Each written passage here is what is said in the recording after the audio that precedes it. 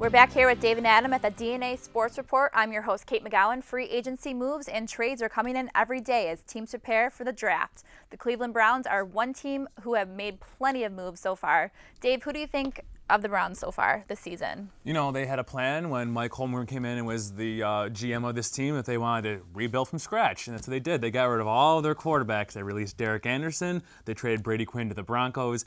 They went out and they got Jake Delhomme and Seneca Wallace, he's not a starting quarterback, but he's a good gadget quarterback. Good guy for that Cleveland Browns team, you know.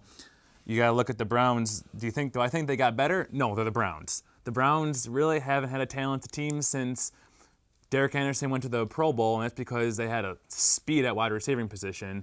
You know, they really don't have. They got Josh Cribbs. They got him back. Yeah, he's a solid part of their offense and their kick return, their special teams.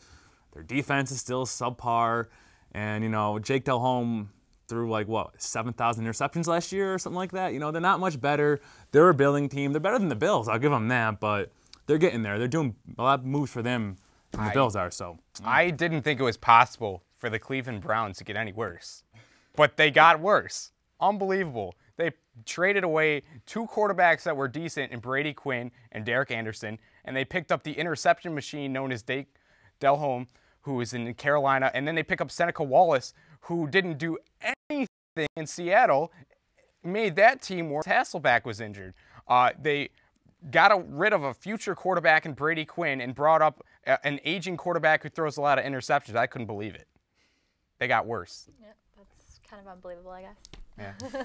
The Chicago Bears have also added plenty of new faces to their roster, but have they addressed their real needs? Adam, what do you think?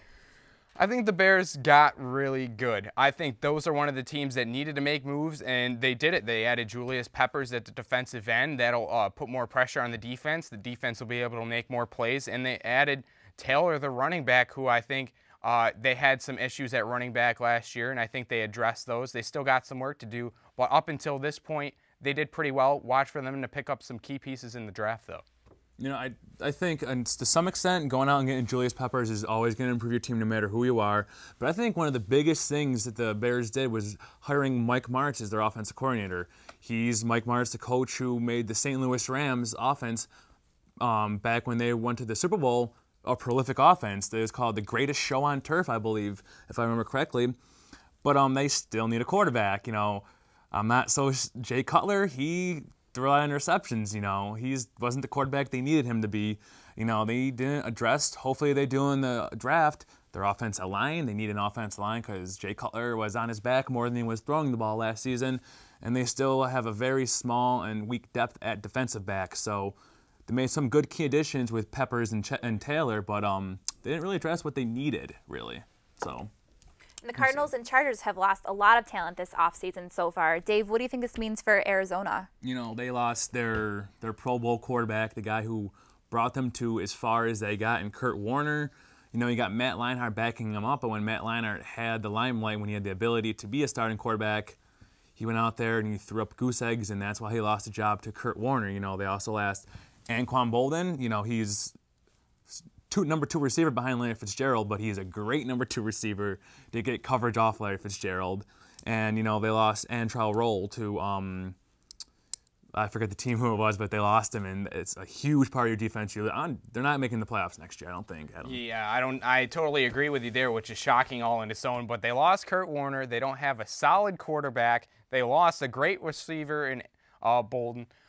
They lost some key people on the defensive end as well, Larry Foote and Antrell Roll, a key piece on the defensive end there, and they really haven't added anybody. Their quarterback situation is really bad. They don't really have a decent running back, so they got worse as well. I don't see them going very far. All right, and what about the losses of San Diego had this year? Does this mean the end of the Chargers' dominance? Adam, we'll go with you. They got a decent quarterback in Phillip Rivers. I don't think Darren Sproles can carry the load, so watch for them in the later stages of the draft, maybe to pick up another running back. Their defense is the real question. They've lost a couple key players on defense, Jamal Williams. The defense is old. Watch for them in the draft to address the defensive end of the ball. You said you don't think Sproles can carry the load. He did that pretty much last year. I mean, LT had a horribly down season. Only ran for, I think, 730-something yards. Still got 12 touchdowns, but that's what he's known for. You know, they knew they were going to get rid of LT, and, you know, they got something back. They didn't really get anything back from him because they released him. They saved some money to go out there and get some players in the drafts and free agency. But a key guy they did lose was Kamari. They went and traded him to the Jets. For what reasons? I don't know. Is it salary cap reasons? He was a good, productive back there, and they got rid of him. I still think they're still going to be the favorite in the AFC West, but they have no competition in the West, so it's what it is. Yeah. And now it's time for our weekly Bills position breakdown. The new coaching regime at One Bills Drive has brought a new defensive scheme with it. The Bills will play a 3-4 this year, and that means the Bills need lots of new personnel to make it work.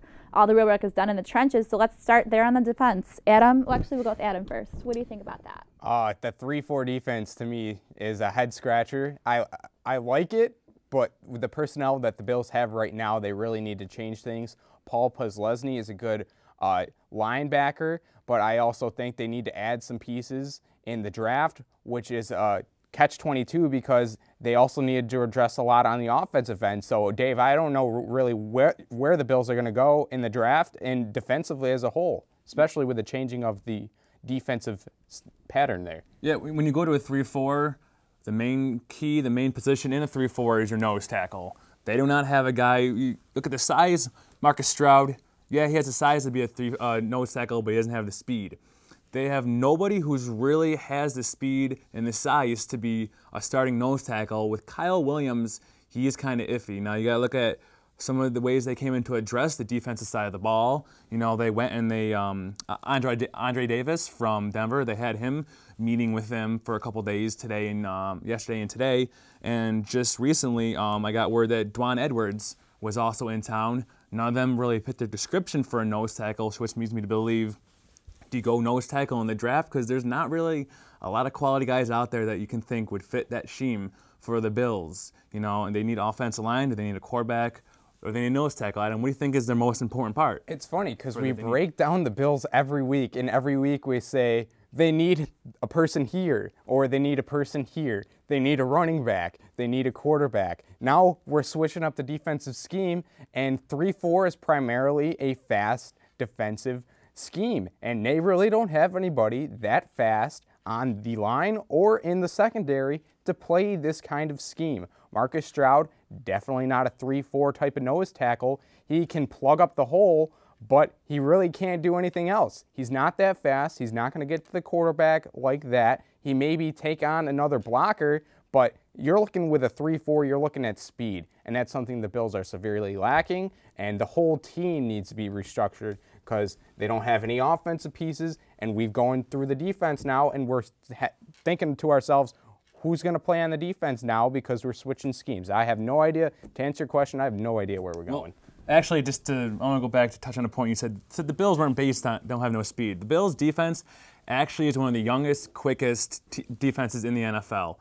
Having said that, like I said again, the nose tackle position, they don't have that's a key part of the 3-4, is to have a solid, big, quick nose tackle. The Bills have no one on their roster that can fill that.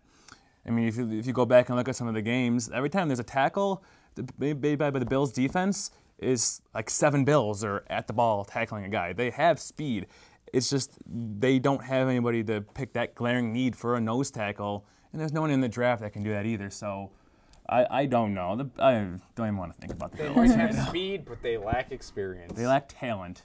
They lack a lot of things. All right, so moving on, guys. Finally, what will you guys be watching this week? We'll start with you, Dave.